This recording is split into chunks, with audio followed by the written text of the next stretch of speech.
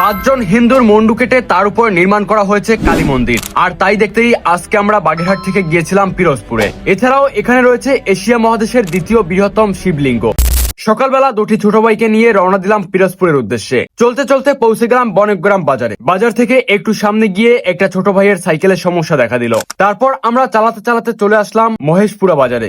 এরপর রাস্তার পাশে সাইকেল রেখে একটু জিরিয়ে নিলাম। তারপর উঠে পড়লাম বলেশ্বর ব্রিজে। ব্রিজ পার হয়ে একটু সামনে গিয়ে পুরাতন বাস স্ট্যান্ড থেকে সাইকেল ঠিক করে নিলাম। তারপর পিরোজপুর জেলা পরিষদের সামনে থেকে চলে আসলাম সি অফিস মোড়ে। ভিডিওটি কোথা থেকে দেখছেন কমেন্টে জানাবেন। সেখান থেকে সোজা এই ব্রিজটি পার হয়ে পিরোজপুর বিজ্ঞান ও প্রযুক্তি বিশ্ববিদ্যালয়ের সামনে থেকে চলে গেলাম পুলিশ লাইনের সামনে। পুলিশ লাইনের রাস্তা ধরে সামনে যেতেই দেখতে পেলাম বাইতুল রাজাত নামের সুন্দর একটি মসজিদ। সেখান থেকে আরেকটু সামনে গিয়ে একটি দিঘির পাড়ের রাস্তা ধরে এগোতেই আমাদের চোখে পড়লো শত বছরের ঐতিহ্যপূর্ণ এই জমিদার বাড়ি। সম্রাট শাহজাহান বাংলা অঞ্চলে আগমনের সময় হুগলি জেলার দিগঙ্গার জমিদার মদন মোহন সম্রাটের সাথে সাক্ষাৎ করে রায় উপাধিতে ভূষিত হয় এবং তারপরে তিনি এই অঞ্চলের খাজনা আদায়ের দায়িত্ব পান। তখন মদন মোহন বাংলার বিভিন্ন অঞ্চল থেকে খাজনা আদায় করে আবার সম্রাটের সাথে দেখা করেন। সম্রাট তখন খুশি হয়ে খাস পরগনাগুলোর পত্তনি মদন মোহনকে দেন। তারপর কালক্রমে মদন মোহনের পুত্র রুদ্রনারায়ণ রায় চৌধুরী পিরোজপুরের অদরে জঙ্গল কেটে তৈরি করেন